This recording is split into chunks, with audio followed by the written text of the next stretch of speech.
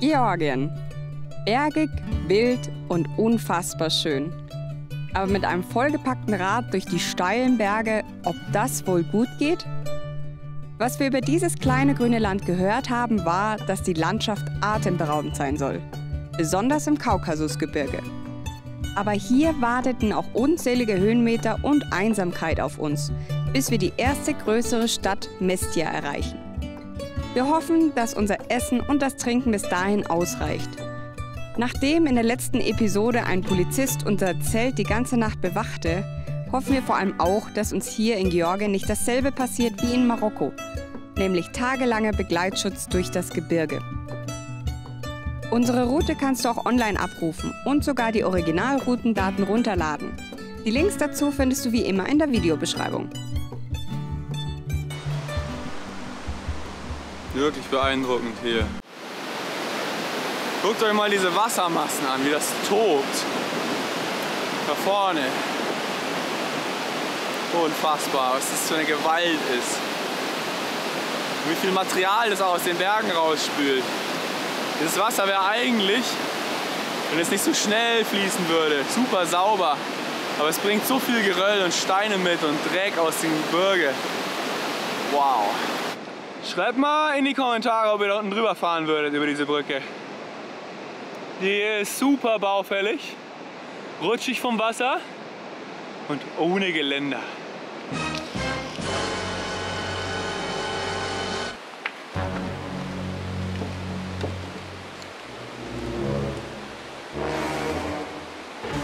Einfach geradeaus fahren, genau.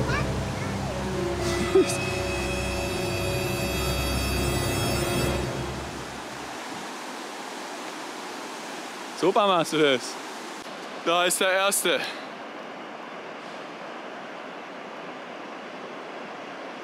Da müssen wir auch drüber. Nach diesem fies krassen Regen hier dampft der Fluss. Sieht super schön aus.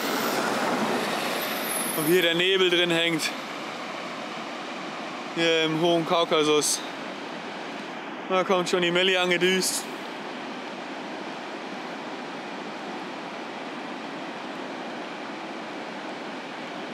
Wir fahren wieder ein bisschen durch Nebel. Super genial. Milli und ich haben jetzt dieselbe Musik angemacht, die wir gleichzeitig hören. Das ist lustig mit Kopfhörern. Und ich habe hier noch schnell neue Kopfhörer gebastelt. Ihr habt ja die Antalya-Folge gesehen, wo ich mit einer Laserpointer und ein paar alten Batterien einen Phasenprüfer gebaut habe. Und damals, als ich den Phasenprüfer gebaut habe, habe ich ja so ein TRS auf TRS-Kabel gebaut. Wie auch immer, davon sind noch Kopfhörerstückchen übrig. Und aus denen habe ich jetzt mächtig schnell neue Kopfhörer gebaut. Hui! Super schön durch die Wärme und so entstehen jetzt hier kleine Wolken auf dem Wasser. Der Fluss dampft richtig. Hier ist der Hang runtergekommen.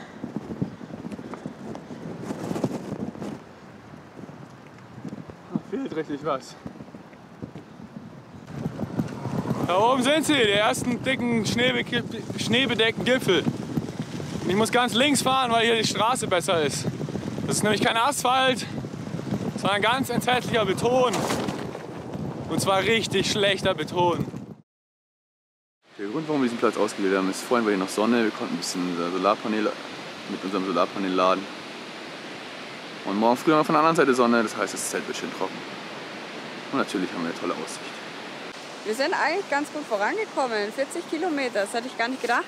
Wir sind in einen richtigen Schauer noch mal geraten, also das war wirklich ganz schön viel. Ab und an hat es mal richtig geduscht, da haben wir uns mal untergestellt. Aber trotzdem 40 Kilometer. Und ordentlich geschwitzt habe ich. Ja, ich habe schon vorbereitet Essen, und zwar Zwiebeln und Kartoffeln. Da machen wir noch Bulgur dazu und ein bisschen Linsen. Buchweizen haben wir uns geholt, den probieren wir mal aus. Wir wissen zwar noch nicht wirklich geile Rezepte, aber egal. Das macht sehr satt, haben wir festgestellt. Ja, wenn wir Glück haben, dann erreichen wir morgen schon Mestia. Es sind 40 Kilometer bis dahin und wenn nicht allzu viele Höhenmeter sind, dann vielleicht schaffen wir es ja. Mal schauen. Aber jetzt ist erstmal der Meister am Kochen. Und so Nein, kein Meister. chillig. Ich bin nur so meisterhaft, wie meine Meisterine mich unterstützen kann. Teamwork. Das hier ist der Buchweizen, von dem ich gesprochen habe. Den haben wir tagsüber jetzt eingeweicht. Vorher habe ich noch gewaschen. Ja, füllt ganz gut. Wenn ihr übrigens Rezepte wisst und was euch besonders gut schmeckt mit Buchweizen, auch fürs Frühstück zum Beispiel, schreibt es jetzt sehr gerne in die Kommentare. Vielleicht können wir es ja mal nachkochen während der Reise. Oh ey, Leute, heute wird es voll orientalisch. Ich habe jetzt die Asia-Box rausgeholt und wir essen jetzt heute hier in Georgien türkisch. Der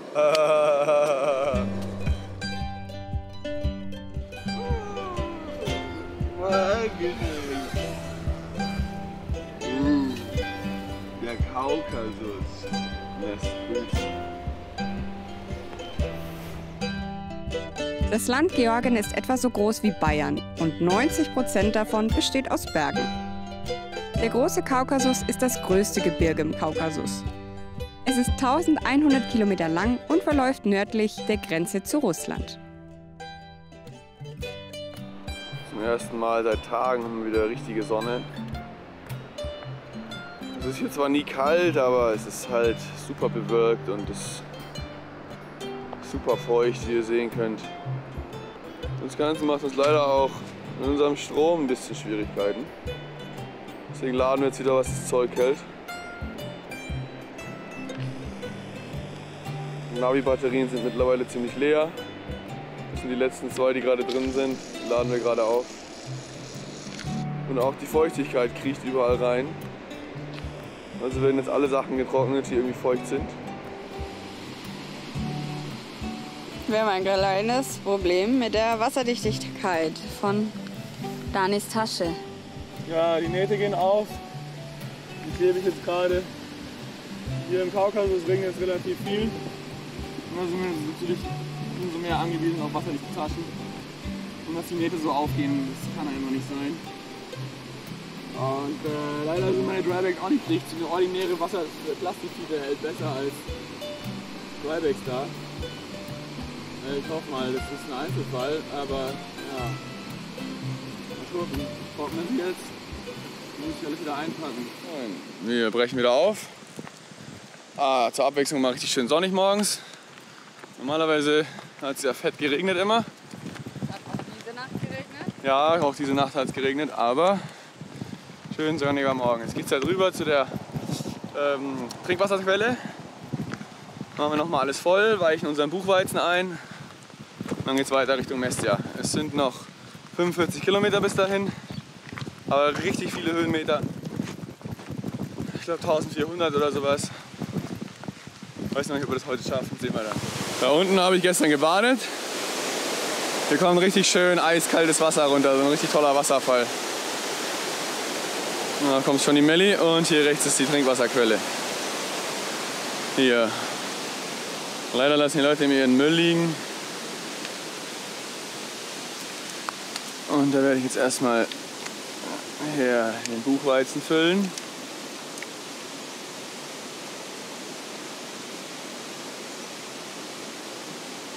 Da weiche ich dann den ganzen Tag lang über ein. Es hat immer fette Steinschläge hier. Man sieht dann auch auf dem Asphalt, wo die runterkamen, weil sich von dort aus dann so richtig Risse wegziehen. Wie so ein Meteorit, so ein kleiner. Der Weg hier wieder.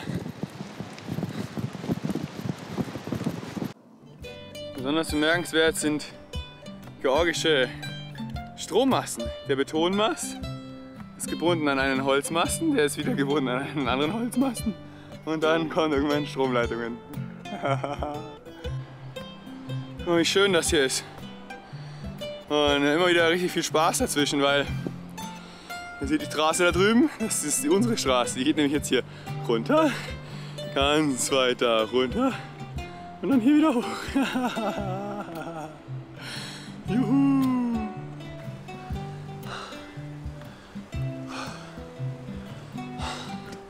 Ich glaube, meine Rahmentasche ist undicht geworden, weil mein Schweiß da seit 2 Jahren drauf tropft.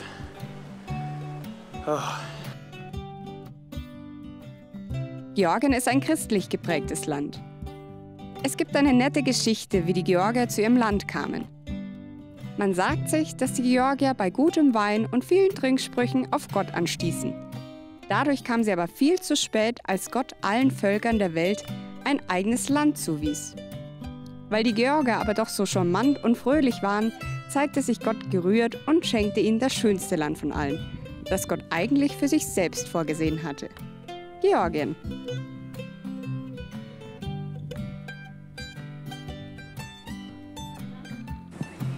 Oh, Kaukasus ist der Hammer! Sauber anstrengend, aber super geil!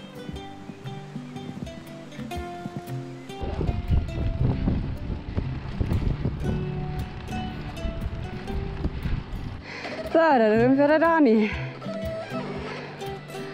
Alles herunter und dann darauf.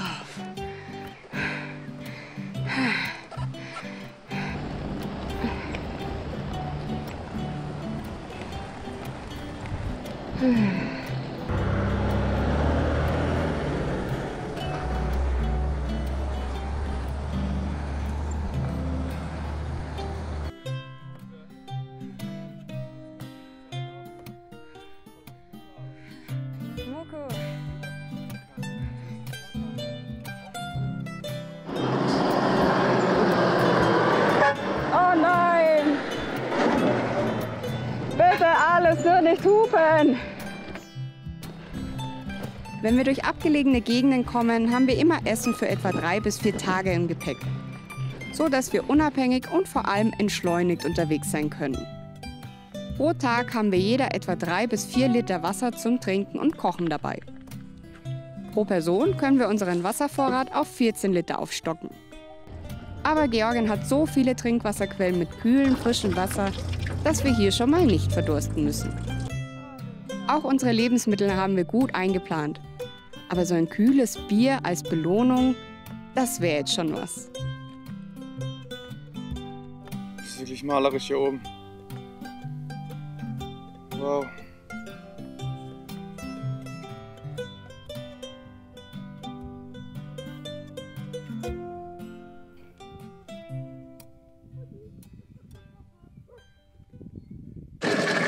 So sieht das aus, wenn wir Wasser nachfüllen. Und zeig mal die schöne Realität da unten. Geht ihr da unten rein? Kaum noch ein Stück. Ja, das machen hier die Touristen, ja?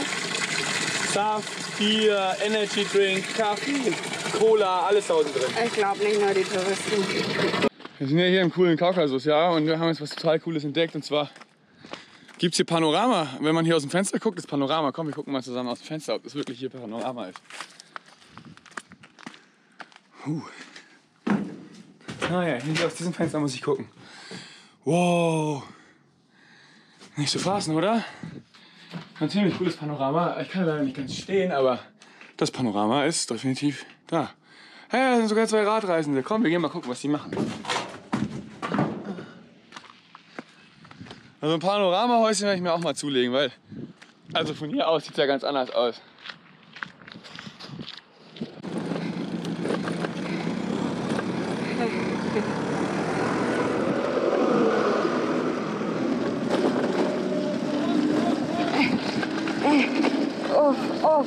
Uff. Ja. Heute keine Schlitterpartie. Weißt du, beim letzten Mal hätte es mich fast gewürfelt. Da